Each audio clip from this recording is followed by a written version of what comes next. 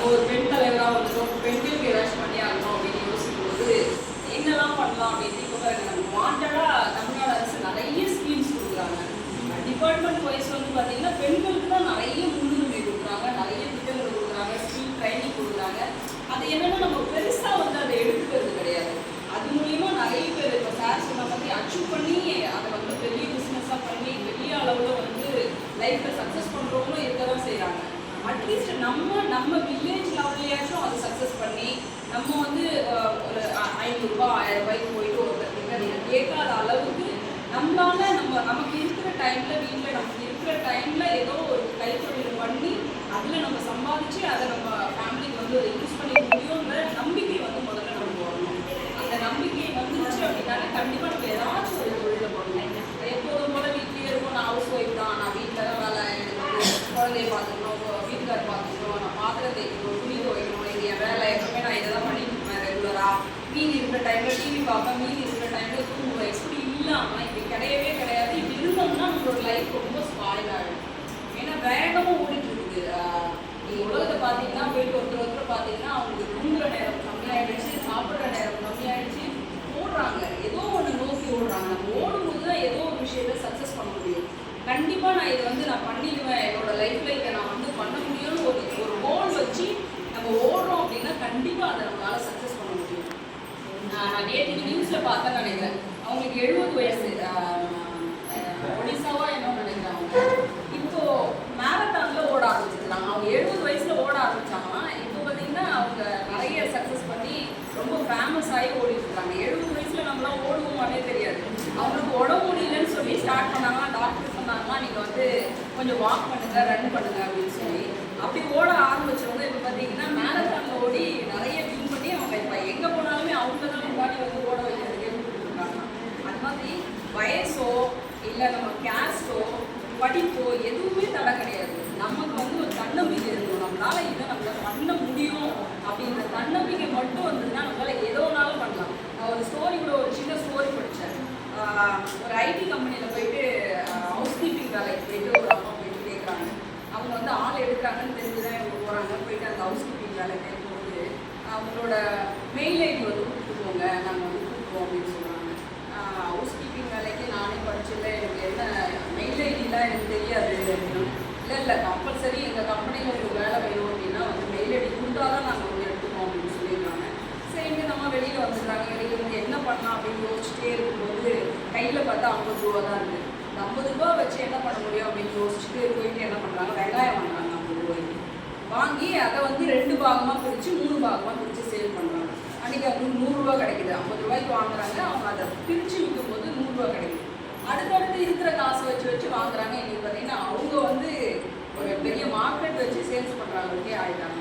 அப்போது அந்த mail ID கேட்ட சார் வந்து வெங்காயம் வாங்க வரும்போது பார்த்துட்டு கேட்குறாங்க, ஒரு மெயில் ஐடி கேட்டுமே நீங்கள் வந்து கொடுக்கவே இல்லையே அப்படின்னு கேட்கும்போது, அன்றைக்கி நான் மெயில் ஐடி கொடுத்துருந்தேன்னா உங்கள் கம்பெனியில் வந்து ஹவுஸ் கீப்பிங்காக தான் வந்துடுவேன்.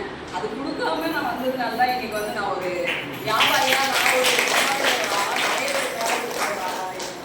அந்த மாதிரி எதுவுமே நம்மளை வந்து தீர்மானிக்கிறது கிடையாது. நம்ம நினைக்கிறது தான் நம்மளை தீர்மானிக்கணும் அப்படின்றத நம்ம எப்பவுமே மனசில் இருந்துக்கணும். அதனால் அரசாங்க திட்டங்களை முதல்ல நம்ம எல்லாருமே உருவாக்கிக்கணும். இப்போ சார் சொல்லும்போது தான் தெரிஞ்சு இவ்வளோ பெரிய பில்டிங் நமக்கு வந்து கட்டி கொடுத்துருக்காங்க தாட்கோ. இதெல்லாம் நிறைய பேர் கிடைக்கிறதுல நான்லாம் நிறைய ட்ரை பண்ணிட்டு இருக்கேன் எங்கள் ஊருக்கு கேட்டுட்டு. ஆனால் எங்களுக்கு எல்லாம் கிடைக்கவே மாட்டேங்குது. அப்போ உங்களுக்கு கிடைச்சிருக்குன்னா அது ஒரு வாய்ப்பு. இந்த பில்டிங்கை நம்ம எதுக்காக யூஸ் பண்ண போகிறோம், எப்படி யூஸ் பண்ண போகிறோம், நம்மளை நம்பி நமக்கு இவ்வளோ பெரிய ஒரு அமௌண்ட்டை போட்டு நமக்கு கட்டி கொடுக்குறாங்க அப்படிங்கும்போது அதை கரெக்டாக யூஸ் பண்ணணும். எங்கள் சைட்லாம் பில்டிங் இல்லாமல் தேடிட்டு இருக்கிறோம். நாங்கள் ட்ரைனிங்லாம் பார்த்தீங்கன்னா எங்களுக்கு காளான் வளர்ப்பு, மூலிகை வளர்ப்பு, மாடி தோட்ட பயிற்சி இந்த மாதிரி நிறைய போயிட்டுருக்கு. அப்போ எங்களுக்கு பில்டிங் இல்லாமல் என்னடா இருக்குது பில்டிங் இல்லையே அப்படின்னு தேடிட்டு இருக்கிறோம். உங்கள் பகுதியில் என்னென்னா இடம் நிறைய இருக்குங்கிறதுனால உங்களுக்கு பில்டிங்ஸ் கொடுக்கறதுக்கும் இது மாதிரி தாட்கோ மாதிரியான டிபார்ட்மெண்ட்லாம் ஈஸியாகவே ஒதுக்கி கொடுக்குறாங்க. இப்போ என்ன வாய்ப்புகள் கிடைக்குதோ அதை நம்ம லைஃப்க்கு எப்படி மாற்றி அதை யூஸ் பண்ணிக்கிறோம் அப்படின்றது நம்ம கையில் தான் இருக்குது. அதை எல்லாருமே உணர்ந்துட்டோம் அப்படின்னா கண்டிப்பாக எல்லாருமே சக்ஸஸ் பண்ணிடலாம். வந்திருக்கிற அதிகாரிகள் குமார் சார், கற்பகம் மேம் பார்த்தீங்கன்னா எங்களுக்கு கூட சொல்லலை, திடீர்னு பாருங்கள் எங்கள் ஊரில் இருந்து உங்களுக்கு மிஷின் வாங்கி வந்து கொடுக்குறாங்க. அதுவே ரொம்ப சந்தோஷம். காலையில் வரைக்குமே சொல்லலை, ப்ரோக்ராமுக்கு கூப்பிட்டாங்களே கண்டி இந்த மாதிரி அவங்க வந்து டொனேட் பண்ண போகிறோன்னு 2 பேருமே சொல்லலை. பார்த்தா சர்ப்ரைஸ்லாம் வாங்கிட்டு வந்திருக்காங்க. ரொம்ப சந்தோஷம். எங்கே எப்படி பண்ணுறதுலாம் முக்கியம் கிடையாது.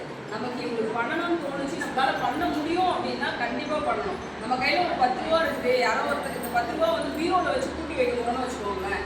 யாரோ ஒருத்தர் அர்ஜென்ட்டுன்னு கேட்கும்போது அந்த 10 ரூபா ஒரு வாரம் இல்லை ஒரு மாதம் கூட்டிகிட்டு தான் இருக்கும். அதை எடுத்து கொடுக்கும்போது அவங்களுக்கு ஒரு எக்ஸாம் ஃபீஸ் கட்டலாம், இல்லை மருத்துவ செலவாக இருக்கலாம், ஏதோ ஒன்று யூஸ் ஆகுது அப்படிங்கும்போது கண்டிப்பாக அதை எடுத்து கொடுக்குறதுல தப்பே இல்லை அப்படின்னு தான் நான் நினைக்கிறேன். அந்த மாதிரி தான் கற்பகம் மேம் வந்து இன்னைக்கு உங்களுக்கு எல்லாருக்கும் பண்ணியிருக்காங்க. நீங்கள் முதல்ல வெளியில் வரணும். நம்ம இப்படி தான், நமக்கு வந்து நம்மளால இதுக்கு மேலே போக முடியாது, நம்ம பின்னாடி யாருமே இல்லை, நமக்கு சப்போர்ட் பண்ண யாருமே இல்லை, நம்மளாம் வந்து படிக்க முடியுமா, நம்மளாம் வந்துட்டு போயிட்டு கவர்மெண்ட் ஜாப் போக முடியுமா அப்படின்னா இல்லவே இல்லை. நீங்கள்லாம் போய் விசாரிச்சிங்கன்னா எஸ்சி எஸ்டிக்கு வந்துட்டு நமக்கான துறைகள் அவ்வளோ ஒதுக்கி ஒரு வருஷமும் திரும்பி போகுது. நமக்கான ஸ்கீம்ஸ் ஒதுக்கி அது எல்லாமே திரும்பி போகுது. கவர்மெண்ட் திருப்பி எடுத்துக்கிறாங்க. ஏன்னா நம்ம யாருமே போய் அப்ரோச் பண்ணுறதே கிடையாது. நமக்கு என்ன ஸ்கீம்ஸ் இருக்குது, என்ன திட்டங்கள் இருக்குது, என்ன லோன் இருக்குது, என்ன வேலை வாய்ப்பு கவர்மெண்ட்டில் நமக்கு கவர்மெண்ட் வேலையும் வந்து அவ்வளோ ஒதுக்கீடுகள் இருக்குது. அதெல்லாம் கூட நம்ம யாருமே தெரிஞ்சுக்கிறதே கிடையாது. கண்டிப்பாக நம்ம தெரிஞ்சுக்கலன்னா நம்ம குழந்தைங்களுக்காச்சும் வந்து சொல்லணும், இதெல்லாம் இருக்குது, நீ கண்டிப்பாக படித்தேன்னா இந்த வேலை நமக்கு கோட்டாவில் நமக்கு இருக்குது அப்படிங்கிறது அவங்க சொல்லி படிக்க வைக்கணும். நமக்கு ஸ்போர்ட்ஸில் இருக்கிறது மற்றபடி என்னென்ன வேலைகள் டிபார்ட்மெண்ட்டில் இருக்கோ அது எல்லாத்துலேயுமே நமக்குன்னு தனி இடங்கள் இருக்குது. அதை போய் நம்ம யாருமே ஃபில் பண்ணுறதே கிடையாது, அதை போய் தெரிஞ்சுக்கிறதுமே கிடையாது. அது ஃபர்ஸ்ட் ஆஃப் ஆல் வந்து ஏன் நம்ம இப்படி லாஸ் பண்ணிட்டு வரோன்னே தெரியல. படிப்பு எவ்வளோ முக்கியமோ அது மாதிரி சார் சொன்ன மாதிரி இந்த பிளாஸ்டிக்கை வந்து யூஸ் பண்ணுறது கம்மி பண்ணணும். மரங்களை நம்ம உயிரோடு இல்லைன்னா கூட நேற்றுக்கு ஒரு கலெக்டர் மேடம் சொன்ன மாதிரி மேடம் பார்த்துட்டு இருக்கும்போது சொன்னாங்க, நான் இல்லைன்னா கூட நான் நட்ட மரங்கள் வந்து காலத்துக்கும் வந்து இருக்கும் அப்படிங்கிறத சொல்லிட்டு இருந்தாங்க. அந்த மாதிரி எவ்வளோ நம்மளால முடியுமோ இடங்கள் இருக்கோ அந்த இடத்துல மரங்களை நட்டோம் அப்படின்னா அது மட்டும்தான் நமக்கு லைஃப். என்ன ஒன்றாலும் நம்ம மாற்றிக்கலாம், மாடி வீடு கட்டிக்கலாம், இல்லை நகை நட்டு வாங்கி வச்சுக்கலாம். அதெல்லாம் வந்து நமக்கு நாளைக்கு வந்து ஒன்றுமே பண்ணலாம். இருக்கிற இடத்துல ஃபுல்லாகவே நம்ம வீடை கட்டிக்கிறோம், ஆனால் நமக்கு எப்படி காற்று வரும், எப்படி சாப்பாடு வரும், ஒரு மரம் நடல அப்படின்னா நமக்கு எப்படி அங்கே தண்ணி வரும், இது எல்லாமே யாருமே நம்ம யோசிக்கிறதே இல்லை. நம்மக்கிட்ட பணம் இருக்குது, கடற்கரை இருக்கிற இடத்துல தண்ணி பிடிச்சி மாடியை கட்டுறோம், அதை கட்டுறோம், இதை கட்டுறோம். ஆனால் ஒரு மரத்தை நடுறதுக்கு கூட இடம் இல்லாத அளவுக்கு நம்ம கட்டிட்டு பிறகு நமக்கு காற்று எங்களுக்கு வரும். பக்கத்து வீட்டுக்கார என்ன பண்ணுறோம், நம்ம சவுரில் ஒட்டி அவன் அடுத்த வீடை வந்து கட்டணும். அப்போ நமக்கு அடுத்த வீட்டுக்கும் நம்ம வீட்டுக்கும் காற்று வர்றதுக்கே வழியே கிடையாது. முன்னாடிலாம் பாருங்கள், கிராமத்தில் நம்ம அவ்வளோ இடத்த விட்டு அந்த வீட்டுக்குள்ளே தான் எல்லாமே செடியை வைப்போம், காய்கறியை போடுவோம், எல்லாமே பண்ணுவோம்.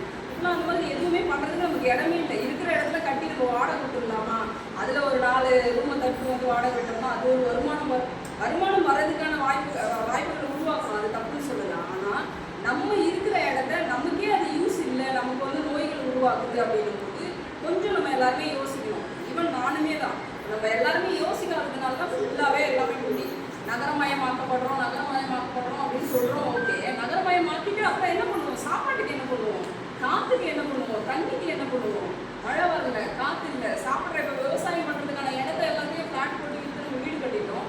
அப்போ நம்ம சாப்பாட்டுக்கு என்ன பண்ண போகிறோம் நாளைக்கு? இதெல்லாம் நம்ம சிந்திச்சாதான் நம்மளோட தலைமுறைகளை வந்து நம்ம காப்பாற்ற முடியும். ஒரு காய்கறி கடைக்கு போகிறோம், யாராச்சும் சொத்தையான காய்களை வந்து வாங்கி பார்த்துருக்கீங்களா? நானே வாங்க மாட்டேன், ஐயோ சொத்தையாக இருக்குது அப்படின்னு வச்சுட்டு வருவோம். ஆனால் ஒரு பூச்சியே ஏற முடியல ஒரு காயில் அப்படின்னா அப்புறம் அதில் எவ்வளோ கெமிக்கல் கலந்துருக்கும் அப்படின்றத நம்ம எல்லாருமே யோசிக்கணும். ஒரு செகண்ட் முன்னாடிலாம் நம்ம சொத்தையோடு தான் வாங்கிட்டு வருவோம். நம்ம தாத்தா பாட்டி நம்ம அப்பா அம்மா காலத்துக்கு போய் பாருங்கள், காய் எல்லாமே சொத்தையாக தான் இருக்கும். சொத்தையை நம்ம அரிஞ்சு போடுவோம், நல்லா